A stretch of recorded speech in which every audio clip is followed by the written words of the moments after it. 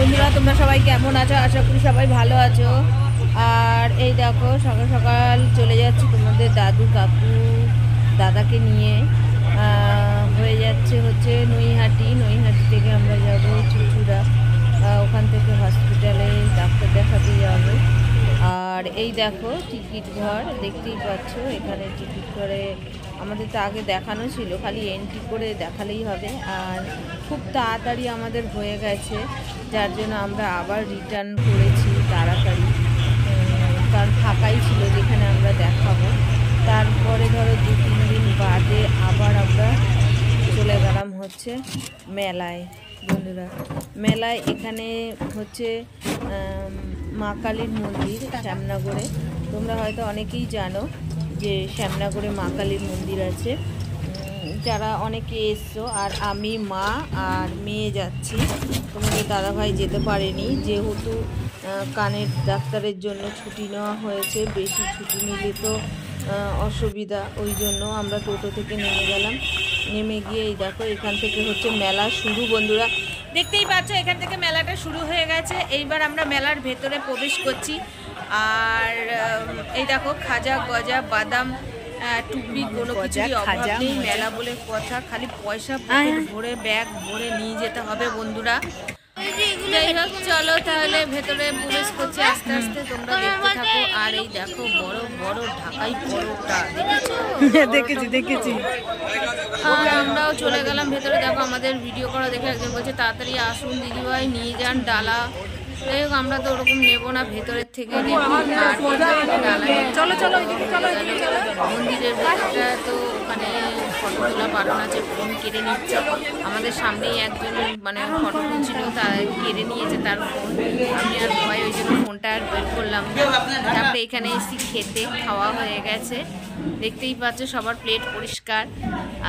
আমি খেয়েছি। আর এই দেখো এবার চলে গেলাম হচ্ছে পৌষ পার্বণে, যেখানে হচ্ছে আমাদের বাস্তু পুজো করে।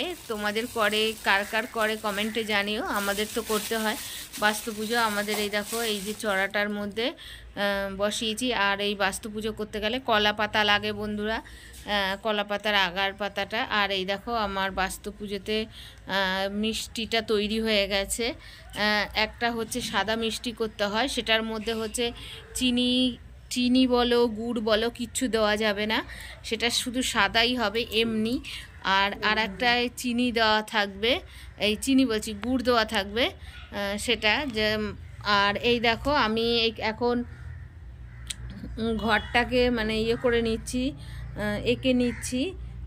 আর এই যে আমাদের যে ঘরের যে পিলারটা, সেখানেই পুজো করা হয় বন্ধুরা। আগে যখন আমার পুরনো ঘর ছিল বন্ধুরা, যেখানে আর কি আমাদের টালির ঘর ছিল আগে, সেখানেও করা ছিল।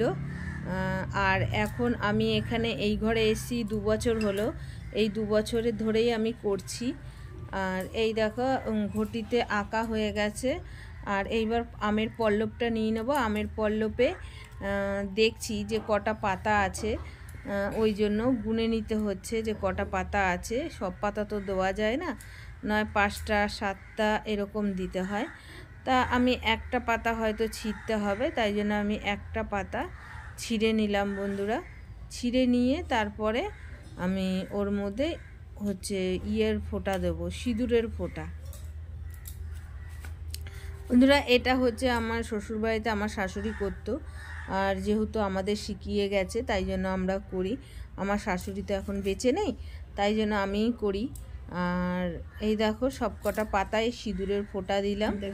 আর দেখতেই তো পেলে ঘটেও দিলাম। আর এই দেখো আমের বোটাটা একটু ঘট হিসাবে বড় হয়ে গেছে এখন, ওই জন্য আমি একটুখানি ভেঙে নিলাম। আর এই দেখো আমের পল্লবে সিঁদুরের ফোঁটা দিচ্ছি। আমের পল্লবে সিঁদুরের ফোঁটা দিচ্ছি। ফোঁটা দিয়ে ওর মধ্যে একটা সুপুরি দেব বন্ধুরা। অনেকে তোমরা সুপুরি, অনেকে আবার ইয়েও দিতে পারে, ওই যে কী যেন বলে ওটা, হরতুকি। হ্যাঁ, অনেকে হরতুকিও দিতে পারে বন্ধুরা। আর সুপুরিও দেওয়া যায় ঘটের মধ্যে, আবার কলাও দেওয়া যায়। আমি সুপুরি দিই। আমি যখন রোজ প্রতি বৃহস্পতিবারে লক্ষ্মীর ঘট পাতা হয়, তখনও আমরা কিন্তু সুপুরি দিই। আর এই দেখো এবার ফুলটা দিয়ে দিলাম একটা, দিয়ে দুব্বগুলো দিয়ে দিচ্ছি।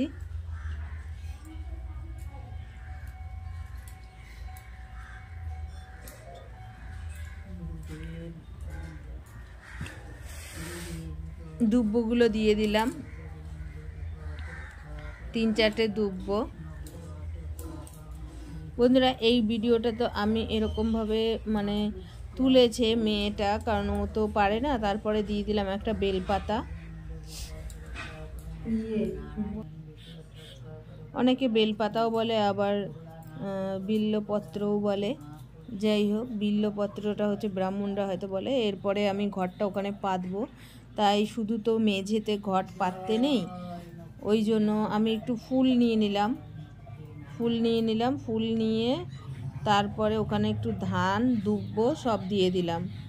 ধান দুব্ব দিয়ে এইবার আমি বন্ধুরা এরপরে আমি একটু ফুল আর একটুখানি দুব্ব নিয়ে ওই যে দেবতা রয়েছে ওনার মাথায় দিয়ে দিলাম। ওখানেই দিতে হয় আমাদের যত আর কি মানে বাস্তু দেবতা, উনি হচ্ছে ওনার মাথায় ফুল আর দুব্বটা দেওয়া হলো। আর প্রতি বছর এই জায়গাটাই দিতে হবে, যত বছরই আর কি দেওয়া হবে। আর এই দেখো এবার আমি ঘরটাকে বসিয়ে দিলাম। ঘরটা বসানো হয়ে গেল, আর ওনাকে গ্লাসে জল দেওয়া হয়েছে। আর দুপাশে দেখতেই পাচ্ছ, একটা হচ্ছে গুড়ের পায়েস আছে, আর এইখানে হচ্ছে সাদা যে পায়েসটা, এরকমই আমাদের বাস্তু পুজো করতে হয়। আর তোমাদের কেমন পুজো করে বাস্তু পুজো অবশ্যই কিন্তু কমেন্টে জানিও। আর প্রচণ্ড পরিমাণে শীত পড়েছিল, যার জন্য আর শাড়ি পরিনি, নাইটি পরেই পুজোটা দিয়ে দিয়েছি বন্ধুরা। তাহলে এইভাবেই আমরা বাস্তু পুজো করি। তোমাদের যদি ভিডিওটা ভালো লাগে অতি অবশ্যই একটা লাইক কমেন্ট শেয়ার করে দিও বন্ধুরা। এরপরে হবে আরতি। আরতির জন্য আমি দেখো প্রদীপ নিয়ে নিয়েছি আর ধূপকাঠি নিয়ে নিয়েছি। এইবার আরতি করব। আরতি করলে আরতি করে পুজো নমস্কার করব। পুজো আমার শেষ এখানেই। তারপরে ঘরে যা যা রান্না বান্না আছে সেগুলো সারতে চলে গেলাম বন্ধুরা। কারণ আমরা তো বাস্তু পুজোর দিনকে নিরামিষ খাই, যার জন্য অনেকেই হয়তো সংক্রান্তির দিন নিরামিষ খায়, বেশিরভাগই হয়, খুব কম হয়তো মাছ টাছ খায়। যারা জানে তারা হয়তো মাছ খায় না, কারণ অনেকেই আছে সংক্রান্তির দিনে মাছ খায় না। যাই হোক, দেখো পুরো পুজোটা আমি শেষ করে ফেললাম, কারণ এই পুজোটা করতেই হয়। এটা আমার শাশুড়ি বছরে একবার করতেই হয় বাস্তু দেবতার জন্য। বাস্তু দেবতা মানে আমরা যেখানে বাস করি, যে ঘর, যে ঘরটা মানে পুরো বাড়িটা, মাটিটা, তাকেই বলে বাস্তু দেবতা। আর বাস্তু দেবতাকে এই বছরে একবার করে পুজো করতে হয়, যাতে আমাদের ঘর বাড়ি সব কিছু আমরা ভালো থাকি। টাটা।